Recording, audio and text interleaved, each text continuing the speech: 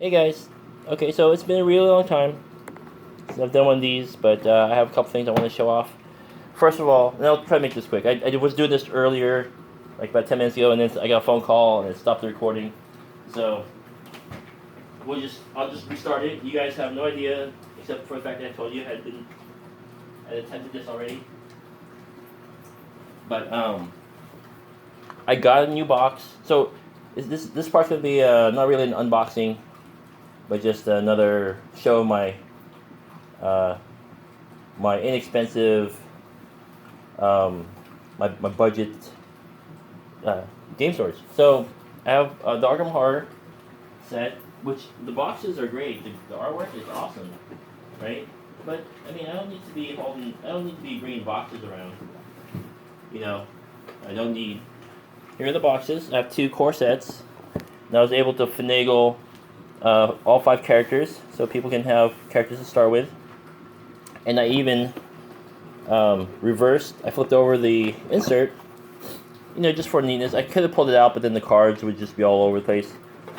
I reversed the insert because, Fantasy Flight, they have the insert and they only have a single channel in the center, and then the rest is just wasted space.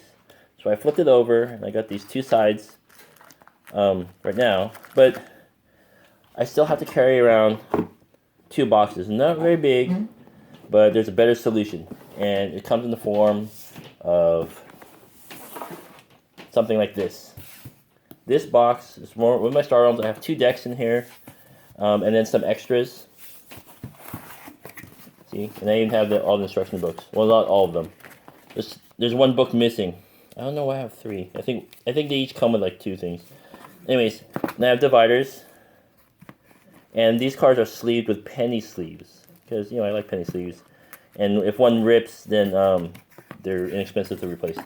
So that's the main thing. And one has been ripped before.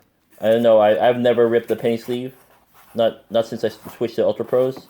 And this is not like a endorsement of any kind. It is kind of, but I mean they don't pay me, of course, right? I'm just some lonely guy making videos for his friends. So that box cost me like 50 cents, I think. It holds like up to 300 cards, or 500. I think 500 cards, or I sleeved them, so it holds even less, probably 300 cards.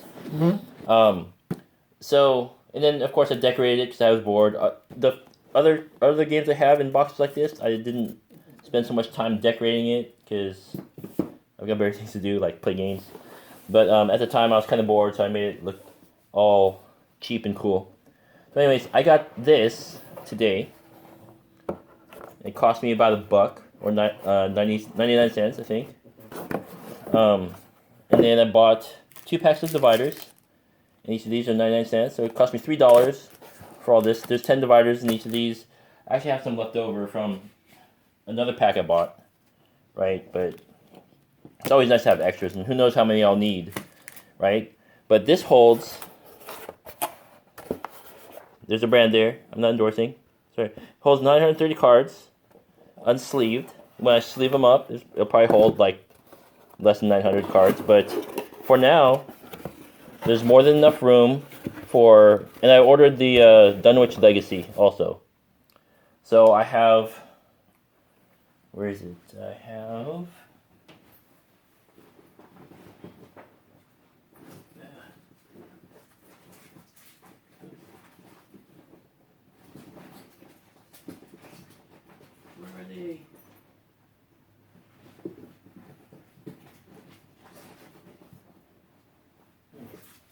Maybe they're in the boxes.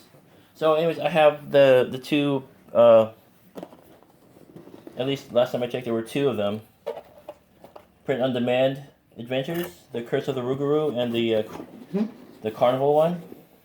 Carnival of Horrors, or whatever. And they're not in here. They're in my bag. But see, I mean, you got this. This is these are unsleeved. Those are my extra cards from the extra set. See, this is kind of annoying, right? Now I wish the dividers were a little bit taller, and they had a separate lid than this fold over one, because then I could drop it right on top if the dividers or cards were too tall for the box. But like for now, I have it in baggies, and it's great, right? But I've found that the opening and closing, these are like leftover bags from sleeves and other things, and I have nicer bags. I don't want to have to keep on buying them, so I can now put them in the box, right? And then divide the cards, put them in their own sections, like that. Oh, I'm going to have to trim these. This is not the same box where, oh, it might be. I don't know. I have to trim like a millimeter off of these bottoms. I had a box that the dividers fit just fine, but these are slightly tall for this width, so they're a little bit, don't fit quite right there a little bit. But I can take some scissors and trim off 1 or 2 millimeters. It's no big deal. But yeah, I have this, and then oops, the characters, the different characters, and right now actually they can fit in the bags, right? And save some space, and only have to worry about bringing one box to game night, and it'll be awesome. So that's what I do. I know it's not fancy like a broken token insert, but there are better games to be spent on that. For now, this works. I did something similar with my Millennium Blades.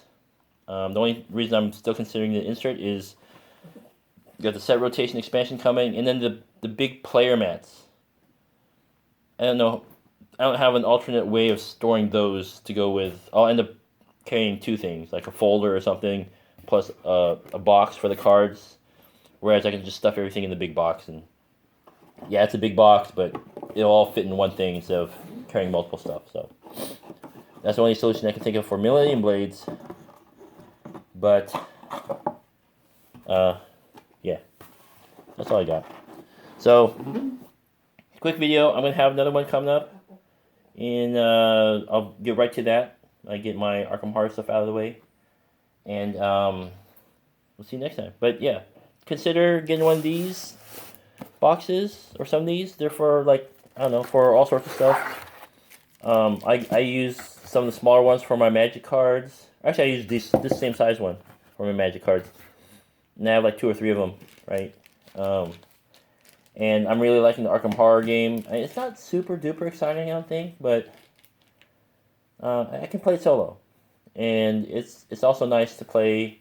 I think people are saying it is best with 1 or 2 people, but I think 4.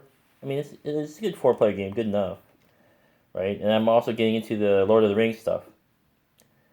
More interested, or I wasn't more interested. I was interested in that first, of course, because it was out already. But I'm more interested in the Arkham Horror because it has the minimal character development. It'd be nice if it was even more, but it's just nice that you can upgrade your characters and their equipment and things like that, right? And you don't have to. Everyone doesn't have to go to the same locations, right? Like in Lord of the Rings, they have the side quests, and everyone has to decide to go do it before continuing with the main quest. Arkham Horror's variation is a multi-location scenario, and different rooms or different parts of town and whatnot. And each player can separate. I know you're not supposed to separate the party, but you can do that if you want, or you can pair up or something. So I like it, and I think I dislike the board game, and I know there are some similarities of the card game with the board game, but because of the way the cards are set up, a lot like Magic or like Netrunner, basically, except co-op, so competitive. You have actual decisions to make, right? You have your hand of cards, and you have your deck of cards, and from that deck you have a small selection. You have to decide if you want to keep or play. Yeah, and I know this is not a game review. I already talked about it when I did the unboxing, but yeah, it has real or more actual decision making and strategy, because the strategy comes. I know I use the pre-made decks, but the strategy comes when there's more content and you can custom equip your decks with stuff, or as your characters level up. Well, not really the characters, but the equipment that they have. You can get better equipment, better allies, stuff like that. That's just nice, and it's not a long-term commitment in the sense that like an RPG, regular RPG. While I enjoy those, I don't want to have to worry about keeping the character for long term. I want to be when the adventure's done. I want to start brand new again, and that's what Arkham Horror does. Yeah, I have a multi-part campaign, but once that's over, you take the same character, reset it, do it again with a different campaign, and have new experiences. So, and the Lord of the Rings has been out, and it's like you play the adventures, and then you just buy more adventures. You can customize the decks a little bit more, put new characters in your little clan, your little team.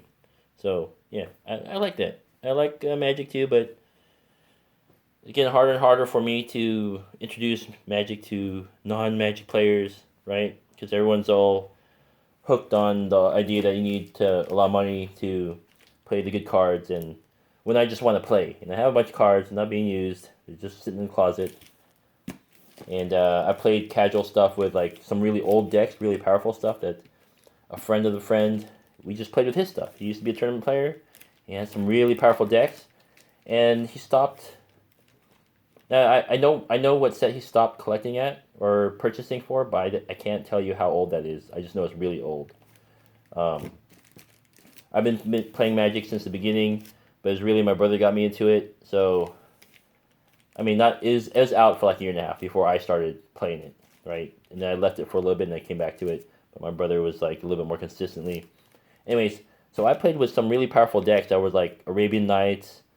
I don't even remember what the first set was called, Alpha or whatever. And then the guy stopped purchasing new cards in the Ice Age set. I know that's super old, right? That's like not even in the 2000s yet, right?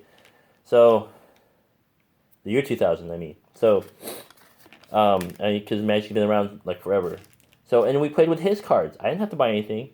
Back in the day, well, I mean, not even back in the day. He had some cards in some of those decks that today were worth like hundreds of dollars. Well, if they were in mint condition, but they'd been played, so of course some deterioration, somewhere not worth that much. But he still had some cards in some of those decks. Some of those decks as a collective were worth like, a couple $100 probably to like, legit collectors and things. But he just played them.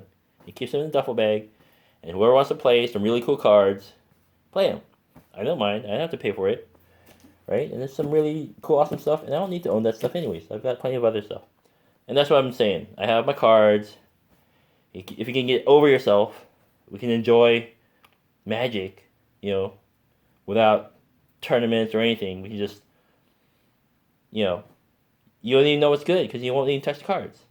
So we can dismantle some of my decks and make brand new ones, and it won't cost anyone any money. So I don't know how many times I gotta say that. We can enjoy it, and I already paid the money years ago, and it's a bigger waste to have them in my closet not being played, and they're not worth selling. Well, for all the 1,000 cards I have, I could probably get $50, maybe if I'm lucky. Right? That's not worth it. I'd rather just play those cards. So, anyways, no one will do me that favor of being able to play my cards, so they sit waiting. And then, I could play with other people, but I'd rather play with my friends, right? And that's the thing. My friends won't play because it's not just a stigma. They're afraid they'll get carried away. So it's actually they're afraid of their own inability to control themselves. So, and that's all I'll say about that. Thanks for watching. If I didn't lose you yet on my rant, and I'll see you in the next video.